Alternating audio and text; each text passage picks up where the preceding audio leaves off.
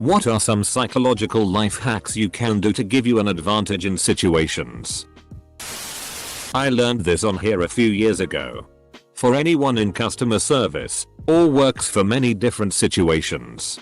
But CS is a big one. Put a mirror behind you at the counter. This way angry customers who approach you will have to see themselves in the mirror behind you, and the chances of them behaving irrationally lower significantly. No one wants to see themselves act like a dickhead. If you're in a group meeting and you suspect that someone in there might come after you about something, sit right next to them. They were hoping that the group would provide some sort of her defense. But if you're right next to them, it can't be anything other than personal. This tends to make them back off. Or at least substantially temper what they say. Source: had a job with a huge target painted on my back for years. If you ask someone a question and they only partially answer, just wait. If you stay silent and keep eye contact, they will usually continue talking. My boss does this. Making excuses for being late was brutal. Me: I'm sorry I'm late. Car trouble. Silence. And terrible traffic. Silence. I overslept. Silence. I'll work late tonight. Boss: I own you. Thanks so much for the gold, stranger. If you really want something from someone, frame it as an offer rather than a request. When Teddy Roosevelt was running for president, his campaign printed out 3 million leaflets with a picture of Teddy and a copy of a campaign speech. The campaign then realized that they didn't have the rights to the photo. Instead of explaining the situation to the photographer, which would have given him leverage to ask for a lot of money, the campaign made an offer that they would use the picture, giving the photographer lots of publicity if the studio paid them $250. The studio paid the money. Late to the party, blew it. If you're playing beer pong and your opponent is playing like he sold his soul to the devil, all you have to do is ask what he is doing to with his opposite throwing hand. Damn bro, you're playing hella good. What are you doing with your left hand when you shoot? This will make him conscious of his left hand and he will start messing up almost every time. Drink well, my friends. When you first meet people, try to notice their eye color while also smiling at them. It might be because you look for a second or two longer, but all I can tell you is that people really respond to it. Every one of these, that's pretty good. I keep imaging a socially awkward Reddit user just completely f***ing it up. In sales, though I guess it could be applied in other ways, once you make the sales pitch, don't say anything else. My boss at an old job was training me and just giving me pointers. I was working at a gym trying to sell memberships. He told me that once I got all the small talk out of the way and presented the prices, that the first person to talk will lose. It didn't seem like a big deal, but it actually worked. Often there were long periods of awkward silence as the person tried to come up with some excuse, but usually they bought. It was quite impressive actually. Chew gum when you're approaching a situation that would make you nervous, like public speaking or bungee jumping. I can't remember where I heard it, but apparently if we are eating something and our brains trip, and it reasons I would not be eating if I were danger. So I'm not in danger. Has helped calm me a few times. I used to debate with a sandwich in high school. Well, not with an actual sandwich. I'd bring it for eating.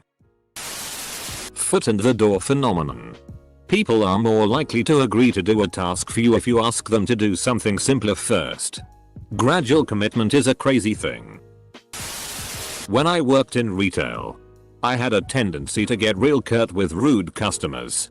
When I realized I was just taking the bait, I decided to be super nice even when they would get openly hostile. Some of them would get even crazier and they look like tools. Kill them with kindness. Legit. If you get yourself to be really happy and excited to see other people, they will react the same to you. It doesn't always happen the first time, but it will definitely happen next time. I like this one. When you're studying, learning something new, teach a friend how about it. Let them ask questions. If you're able to teach something well, you understand it. For interviews, I recommend altering your psychological state beforehand. Tell yourself I've known these people all my life. We're old friends catching up. I can't wait to see them. Visualize the experience. Shaking hands. Making eye contact. Having conversation. What things can you not to wait to tell them? Hold an open pose. Stand with your legs apart. Hands on your hips. And shoulders back while doing this and smile. This may sound cliche, but you are in charge of your own psychological state and the power of suggestion is strong. For interviews I recommend altering your psychological state beforehand. Righto. Pop some acid before my next interview. Got it.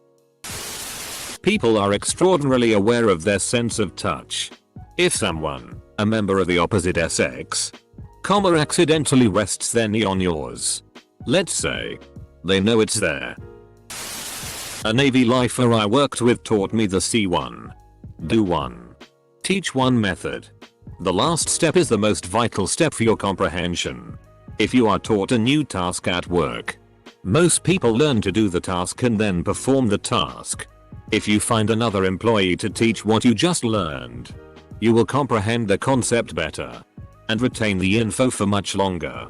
Whenever I train a new associate at work, I ask them to go show another co-worker how to do the task they just learned. Magic. When a group of people laugh, people will instinctively look at the person they feel closest to in that group. Read. Wanna know who wants to bone who? Look at who they look at when everyone laughs. If someone else knew this trick and looked at you to see who you were looking at and vice versa, you would both think you liked each other. I always try to figure out everyone's motivations for what they are doing. Are they trying to take advantage or are they genuinely trying to help someone? In business situations, who stands to profit? Always follow the motivations and always know who profits. By knowing this, you can protect yourself from being taken advantage of. If you find someone being altruistic, you know who to befriend. The best one I ever heard was, apparently, if you have a warm hand when you shake somebody's hand, you immediately become a more desirable person to get along with. Lesson. Warm your hand in your pants before shaking hands with someone. My personal favorite is when people are angry at me. If I stay calm, it'll get them even angrier. And be ashamed about it after. A calm whimsic at. Always be honest so when you have to lie, people will believe you. People have a certain image of themselves and will fight tooth and nail to cling to it. Use this information wisely. You can judge the character of a person by how they treat people who can do absolutely nothing for them. False attribution of arousal. When you take somebody out on a first date, take them somewhere exciting that will get their heart beating. E.g. roller coaster or horror film. This gets their adrenaline up. It makes them think they enjoy spending time with you rather than the activity. If they enjoy those activities. Otherwise, it makes them think that you cause nausea or nightmares. I remember the last time this thread showed up. Someone posted that if you ask someone to do you a small favor, cognitive dissonance will make them believe that because they did that favor, they therefore must like you. After all, why would they help someone they disliked? I don't have a source unfortunately, but I believe the original comment did. If anyone can find the previous thread. The moment your alarm wakes you up, immediately react by sitting up. Pump your fists and shout yeah. Did it? Yes. I do this. You should too. Why? This is going to scare the shit out of my cat. You know how a joke ceases to be funny when you have to repeat it? Well, use that to your benefit. If that asshole in the group is making jokes at your expense, act like you can't hear him and ask him to repeat it like 3 times. By the time he says it a 3rd or 4th time, no one's laughing. I cannot take credit for this. I remember reading this from another Ask Reddit post. The key to confidence is walking into a room and assuming everyone already likes you. Edit. Don't get physically pissed off at inanimate objects. I fix broken things for a living. Your advice is nearly impossible for me to follow. Always give your kid a choice that makes them think they are in control. For instance, when I want him to put his shoes on, I will say, "Do you want to put your Star Wars shoes on or your shark shoes on?" Make it a practice to get rid of filler words and phrases such as up, like, you know, etc. Instead, use short pauses to gather your thoughts before speaking, though avoid Shatner-style pauses. Using filler words keys whoever you're talking to that you are thinking about what you're saying. Leaving them out makes these thinking spots less noticeable, since you aren't essentially announcing to the world that you are thinking, and makes you seem more sure of yourself. If you publicly pass audible gas, close your eyes so no one can see you. 99% of males that don't fight often will instinctively throw a right hook when provoked. Pay attention to people's feet. If you approach two people in the middle of a conversation, and they only turn their torsos and not their feet, they don't want you to join in the conversation. Similarly, if you are in a conversation with a co-worker who you think is paying attention to you and their torso is turned towards you but their feet are facing in another direction, they want the conversation to end. You should check out Carol Kinsey Goman's research on these types of things in the workplace. What if they don't want to talk to you because all you ever do is look at their feet? Refer to people you've just met by their name. People loving being referred to by their name, and it will establish a sense of trust and friendship right away. Say your friend introduced you to Peter. After 5 minutes he decides to leave. Don't just say, "Bye," but instead say, "Bye, Peter." Plan something every Wednesday that you can look forward to. Everyone looks forward to the weekend, but that always seems like a long ways away when you are getting up Monday. If you plan something smaller to do, like treating yourself to some frozen yogurt or setting up a movie date, you'll look forward to that in the beginning of the week. Then by the time it's over, the physical effects of stress, increased breathing rate, heart rate mirror identically the physical effects of courage. So when you're feeling stress from any situation, immediately reframe it. Your body is getting ready to do courage. It's not feeling stress. Don't get angry when others expect you to get angry. It pisses them off and puts them off their game. If you make the biggest smile you can. Call center workers. Smile a lot. It will come through to the person on the other end of the line. And less people will be assholes to you. This has been posted before. But if you want to stare at someone unashamedly, look directly past them and wait for them to try and meet your eyes. When they fail to do that, they'll look around, usually nervously for a second, and won't look at you again for some time. This is your chance to straight up stare at this person for at least 45 seconds. After a person breaks up with someone, they are at their most vulnerable state for manipulation because of the flood of emotions. This could be used for the good or evil purposes. Always carry a third gun. They'll expect a second gun but a third gun. Whoa. Such advantage. If you are competing with another person to buy a product, have another friend talk to your competitor about the Lord Jesus Christ. If you have someone in your life between 2 and 7, based on their brain development, they don't understand conservation. So if you have 2 crackers and they have 1, for example, break theirs in half and they will think it is equal. How to take advantage of children. If you're into psychological hacks, then you must read Get Anyone to Do Anything, also on iTunes audiobooks. It's a fascinating, easy to understand book written by a psychologist. The hacks are divided up into chapters. How to catch someone out on a lie, for example. Brilliant technique. I gave this to an old manager I used to work with. He was having problems with a board member that hated him and wouldn't agree with any of his suggestions regardless of how good they were. After applying techniques in the book, that all changed. I also used it to get a date with a woman who I considered way out of my league. It worked, I'm ashamed to say. Be really nice and courteous to gardeners, cleaners, garbage men, etc. Be sincere about it. Not only do you surround yourself with people who are happier than they'd otherwise be, you generally always get better service. Hate everyone internally. Life pro tip. Learn to read body language.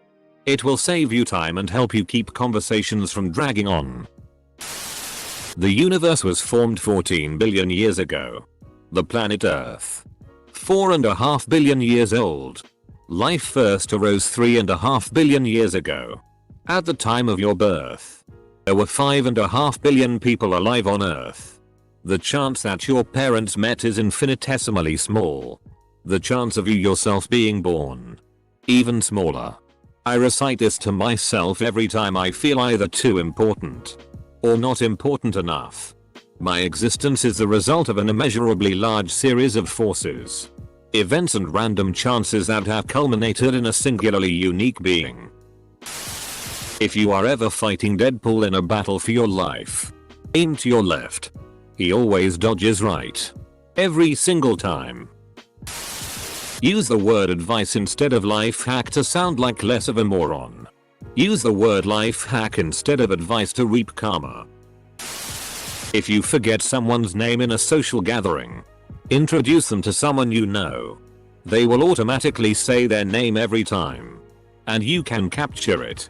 I.e., you say to unknown named person, "This is my friend, Poopface." To which unknown named person responds, "Hello Poopface. I'm Scott. Nice to meet you."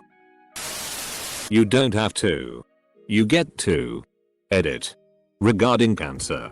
I have to have chemo. I get to have chemo. Which one would you rather say?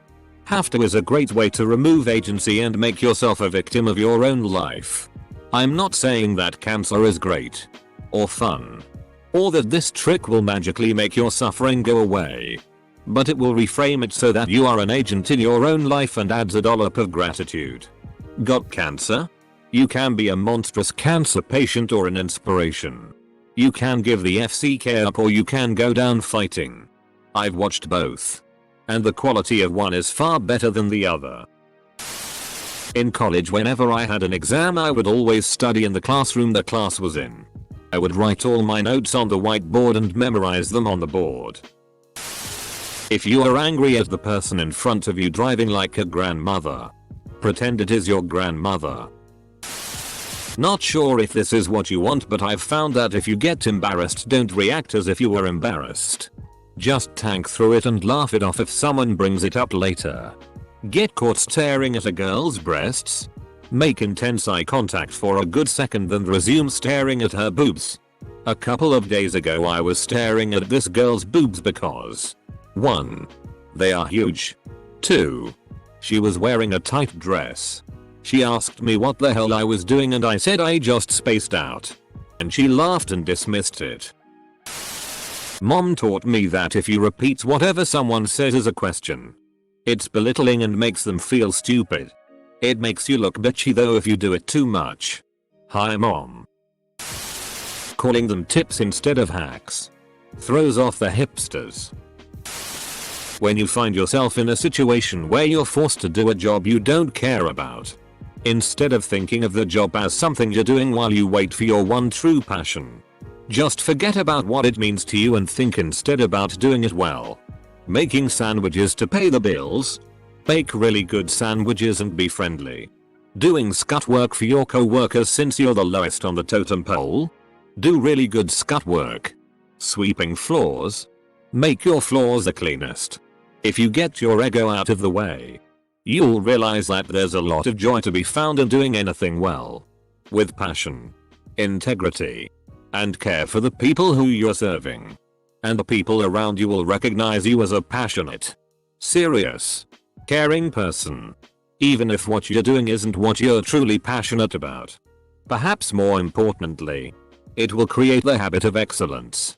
You don't develop that habit by slacking your whole life and then suddenly being awesome once you reach an imaginary plateau. If you and a co-worker are slacking off just talking to each other and your supervisor comes up and starts saying what the hell are you doing?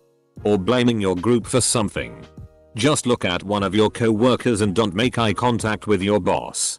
Your coworker will likely be looking at your boss, and when your boss sees you looking at the coworker, the anger will be directed at them and not you. It works almost every time.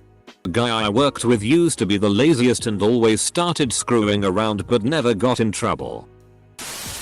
No matter what happens, remember to breathe. Unless you're underwater. How to tell the difference between a cucumber and a sea cucumber? You ask it. And if you drown, it's a sea cucumber. If you don't, you're talking to a vegetable. Edit. Figures this is the comment I get my first gold with. Thank you. At work I used to depend on the input of one of my team members. He was really argumentative and mostly a massive f-king dick, but unfortunately he was absolutely amazing at what he did, so we all just put up with it. He took every opportunity to undermine me and make him look better than me, etc etc. Anyway, I used to manipulate him really well with a mate. I'm totally stuck here, what do you think's the best way to do it? And straight off the bat he'd just tell me the best thing to do. Or if I was torn between two ideas and I knew he wouldn't pick either, just to be a prick, I'd tell him we've got two choices, but before I give him a chance to shoot them down I'd then ask him which he thought would work best for him. Worked every time. Until he showed his cock to a woman and we sacked him.